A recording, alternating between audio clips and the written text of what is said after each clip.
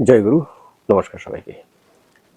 আশা করছি গুরুর কৃপায় সবাই ভালো আছেন, সবাই ভালো থাকেন, সেটাই কাম্য। গুরু যেন সবাইকে ভালো রাখে সে আশাই ব্যক্ত করি। সেই সাথে আমার চ্যানেলে যারা নতুন এবং পুরাতন আছেন আপনাদের কাছে আমি কৃতজ্ঞ। আর একটা কথা আমি সবসময় বলি যে সরোদয় বিজ্ঞানের লাইভ ক্লাস চলতেছে। শুধু সরোদয় বিজ্ঞান না, সরোদয় বিজ্ঞান, চক্র সাধনা, যন্ত্রতন্ত্র এবং হায়ার মেডিটেশন, তো এর লাইভ ক্লাস চলতেছে। যারা এই লাইভ ক্লাস করতে চান তারা ডেসক্রিপশনে নাম্বার দেওয়া আছে, ফেসবুক পেজের লিঙ্ক আছে, আমার সাথে যোগাযোগ করে নেবেন। তো আজকে আসি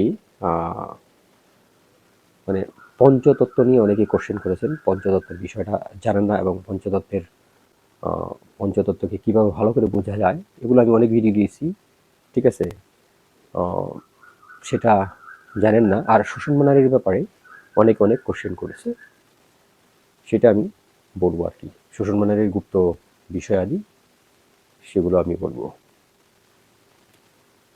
তো প্রথমত একটা কথাই বলবো যে এই নারী শুদ্ধি হওয়া না পর্যন্ত, মানে নারী শোধন প্রাণায়াম করে আপনি যতক্ষণ পর্যন্ত নারীকে শুদ্ধি না করবেন ততক্ষণ পর্যন্ত আপনার নাসিকায় যে তত্ত্ব পরিবর্তন করা সেটা আপনার জন্য টাফ।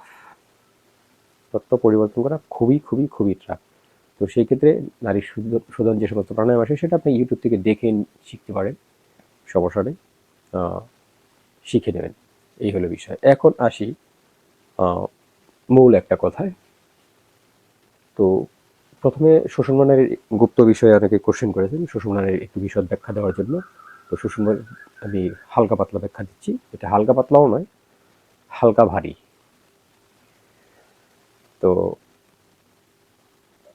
যখনই মানে সাড়ে তিনটের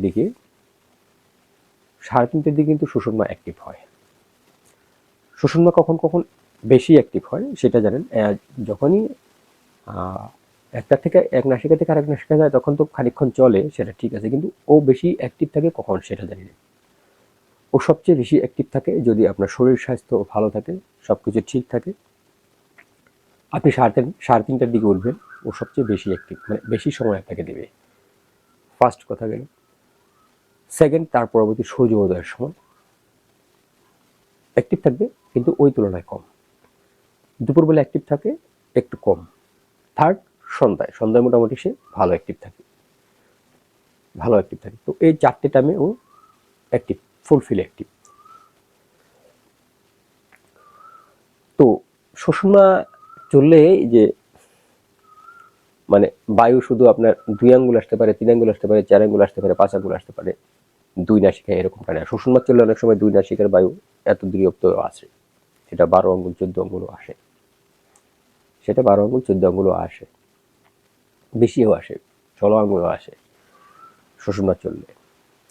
সেটা নির্ভর করে মানে যে সুষুম্নার যে এনার্জি লেভেল, সুষুম্নার যে এনার্জি লেভেল সেটা আপনার শরীরে কতটুকু আছে, তার উপরে নির্ভর করে তার যে শ্বাসের গতি সেটা আপনার নাসিকা দিয়ে বের হবে। যদি বেশি দূরত্ব বের হয় দূরনাসিকা দিয়ে হাওয়া, তাহলে মনে করবেন যে না, আপনার শরীরের এনার্জি, আকাশ তত্ত্বের energy very strong, very strong. যদি একটু কম বের হয় তাহলে তার চেয়ে একটু দুর্বল, তার চেয়ে একটু দুর্বল, তার চেয়ে একটু দুর্বল, এইভাবে আপনি মেপে দেবেন। এইগুলো বিষয়। ইন্টারনালি যখন চলে, যখন ইন্টারনালি সুষুম্না কিন্তু অনেক সময় ইন্টারনালিও চলে, সেটা আরেক বিষয়। সেটা কখনো কোনো ভিডিওতে বলবো কেন সে ইন্টারনালি চলে। তো এই হলো একটা বিষয়। তো রাত 3টে থেকে তো সবচেয়ে সে বেশি চলে। তো তখন উঠে আপনি আপনার ক্রিয়াকর্ম করবেন। এই হলো সুষুম্নার মেন কাহিনী। এখন সুষুম্না যখন চলে তখন আপনি কি ক্রিয়া করবেন সেটা আপনি একজন জ্ঞানী লোক, মানে যে এই সম্বন্ধে জ্ঞাত আছে যে কি কি করা যায়, কি সাধনা করা যায়, সেটা আপনি শিখে নেবেন। একজন লোক মারফত শিখে নেবেন যে আপনি কি কি করবেন। আর একটা কথা, সুষুম্না যখন আপনার রান করে, বিশেষ করে যখন 3:30টায় সুষুম্না রান করে, যখন 3:30টায় সুষুম্না চলে, তখন কিন্তু আপনার জিহ্বায় যাকে কাল বলা হয়, যে কাল বসত করে, আসলে কাল নয়, আপনার সরস্বতী বিরাজমান হয় তখন আপনার 3:30টার দিকে যখন আপনার শ্বশুর মা চলে তখন কিন্তু সরস্বতী বিরাজমান হয়। এই হলো শ্বশুর মার একটা সবচেয়ে সিক্রেট বিষয়। তখন কিন্তু আপনি অনেক জিনিস আপনি আপনার করে নিতে পারবেন। ঠিক আছে, আপনি আপনার করে নিতে পারেন। অনেক সময় আছে না, আমরা ওই হঠাৎ করে একজনকে একটা ভ্যাট কমেন্ট দিয়ে ফেলি, তো এরকম ব্যাড কমেন্ট দিতে নেই, কারণ কখন আপনার কণ্ঠে সরস্বতী আপনার বসে, ঠিক আছে, কখন আপনার কণ্ঠে সরস্বতী বসে আপনি জানেন না। তো সেই ক্ষেত্রে সেই সময় যখন আপনি বাঘ দিয়ে ফেলবেন তখন সেটা সিদ্ধি হয়ে যাবে, মানে আপনি যেটা বলেছেন সেটা 100% কারেক্ট হয়ে যাবে। তো এর জন্য মানুষকে সাপ দিতে নেই, কখনো প্রয়োজনে বরদান দিন, কিন্তু সাপ দিবেন না, এটা কিন্তু লেগে যায়। তো সেম থিং, আপনি যখন 3:30টার দিকে উঠবেন তখন কিন্তু আপনার কণ্ঠে সরস্বতী বিরাজমান, যখনই শ্বশুরমা চলে সরস্বতী বিরাজমান। তো সেই সময় আপনি যেটাই করবেন, যেহেতু সরস্বতী আপনার বিরাজমান, সেটা আপনার জন্য খুবই খুবই খুবই ফলদায়ক। এবং এই শ্বশুরমাকে ব্যবহার করে 3:30টার সময় উঠে যখন আপনি সরস্বতী বিরাজমান, আপনি যখন কোনো 1 দিন 2 দিন 3 দিন কোনো প্রার্থনা করবেন, ডিপ লেভেলে কোনো প্রার্থনা করবেন, সেটা কিন্তু অ্যাকসেপ্টেবল, সেটা প্রকৃতির কাছে অ্যাকসেপ্টেবল এবং অ্যাকসেপ্ট হয়, হয়ই। তো শ্বশুরমা যখন চলে, তো আপনি প্রকৃতির কাছ থেকে কিছু যেতে পারেন।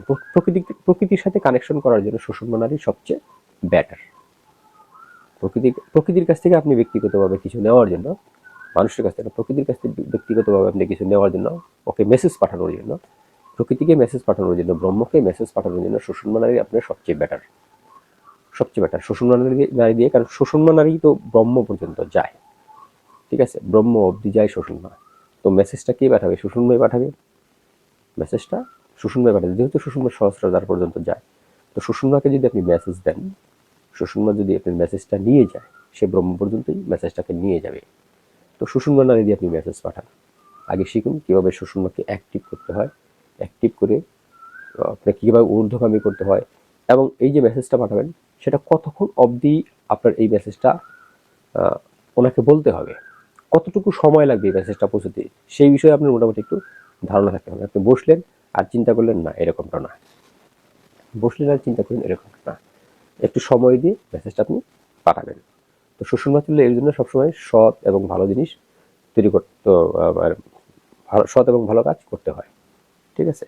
তো এই শ্বশুরমা ব্রহ্মের সাথে তাকে কানেকশন করে দিবে, প্রকৃতির সাথে তাকে কানেকশন করে দিবে। সবচেয়ে বেটার ওয়ে শ্বশুরমা দ্বারা প্রকৃতির সাথে বা ব্রহ্মের সাথে কানেকশন হওয়া সবচেয়ে বেটার। এবং যখনই আপনি শ্বশুরমা দ্বারা কোনো মেসেজ পাঠাবেন, ব্রহ্ম এটাকে অ্যাকসেপ্ট করবে। 1 দিন না করুক, 2 দিন না করুক, 3 দিন না করুক, 4 দিন না করুক, বাট বেশিরভাগ ক্ষেত্রে 3 থেকে 4 দিন বা সর্বোচ্চ 5 দিনের ভিতরে আপনাকে এটা অ্যাকসেপ্ট করবেই করবে, ঠিক আছে। কিন্তু সেটা হতে হবে কল্যাণমূলক। এইটার হচ্ছে প্রকৃতির সবচেয়ে বড় নিয়ম, যে শ্বশুরমা দ্বারা যে মেসেজটা আপনি ওনাকে পাঠাবেন সেটা হতে হবে কল্যাণময়। অকল্যাণময় যদি কোনো মেসেজ আপনি পাঠান, সেটা রিটার্ন ব্যাক করে আপনার কাছেই ফেরত আসবে। সে কখনো ব্যাড কমান্ড অ্যাকসেপ্ট করে না, শ্বশুরমা কখনোই ব্যাড কমান্ড অ্যাকসেপ্ট করবে না, কখনোই অ্যাকসেপ্ট করবে না, কারণ সে সাত্ত্বিক নারী। তো সাত্ত্বিক নারী, যেটা সাত্ত্বিক নারী, সে সাত্ত্বিক নারী কি করে আপনার তমগুণের কাজ করবে না তো, একদম মানে এত খোলাসা করে কেউ বলে না। সাত্ত্বিক নারী সে তমগুণের কাজ করবে না, তাকে তমগুণের মেসেজ দিলে সে করবে না, তাকে রজগুণের মেসেজ দিলেও সে ওরকমভাবে করবে না, ঠিক আছে। আপনি তাকে সাত্ত্বিক মেসেজ দিবেন। এর জন্য শ্বশুরমা দ্বারা সবসময় সাত্ত্বিক মেসেজ পাঠানোর চিন্তা ভাবনা করবেন, তমগুণ তো সে কখনোই করবে না। যদিও রজগুণ কোনো ক্ষেত্রে সে যদি মনে করে না এটা একটু করে দিই, হয়তো বা হতেও পারে, না হওয়ার সম্ভাবনা বেশি, বা হয়তো হতেও পারে, বাট তমগুণের মেসেজ শ্বশুরমা কখনোই অ্যাকসেপ্ট করবে না। এই হলো শ্বশুরমার মেন কাহিনী, বুঝতে পারছেন? তো শ্বশুরমা যত বেশি চলে, তত আপনি ব্রহ্মের সাথে বেশি কানেক্টিভিটি করতে পারেন, আপনার কানেকশন তত জোরালো হবে। শ্বশুরমা যত কম চলবে, তত আপনার কানেকশন কম হবে। এই হলো শ্বশুরমার মূল কথা। এখন যদি শ্বশুরমা বেশি চলে, আপনি যদি আপনার দেহে শ্বশুরমা বেশি চলেন, সেক্ষেত্রে কিন্তু আপনার ঠান্ডা লাগবে, এবং স্ট্রং ঠান্ডা লাগবে। আপনি যে ভিডিও দেখেই শুনেই আপনি শ্বশুরমা চালানো শুরু করলেন, এরকমটা যদি করেন, এরকমটা করলে কিন্তু আপনার প্রবলেম হবে। আপনি যখন বেশি বেশি শ্বসনমা চালাবেন তখন কিন্তু আপনার ঠান্ডা লাগবে, এবং এই ঠান্ডা সহজে যাওয়ার নয়। শ্বসনমা নাড়ি চালিয়ে আপনি যদি একবার ঠান্ডা লাগিয়ে ফেলেন, সেটা কিন্তু সহজেই যাবার নয়। এই বিষয়টা আপনার মাথায় রাখতে হবে। তো শ্বসনমা চালাবেন, কিন্তু হিসেব করে চালাবেন। তো আজকে এই পর্যন্ত শ্বসনমা নাড়ি সম্বন্ধে। জয় গুরু, নমস্কার।